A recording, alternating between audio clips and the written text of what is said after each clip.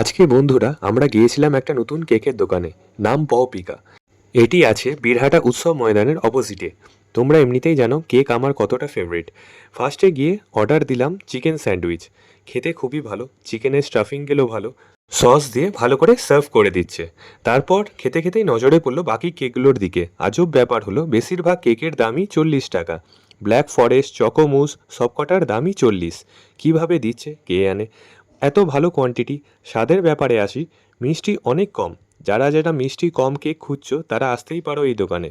মিষ্টি বেশি হলে মুখ মেরে দেয়, খেতে ইচ্ছা করে না। এখানে তেমন লাগবেই না।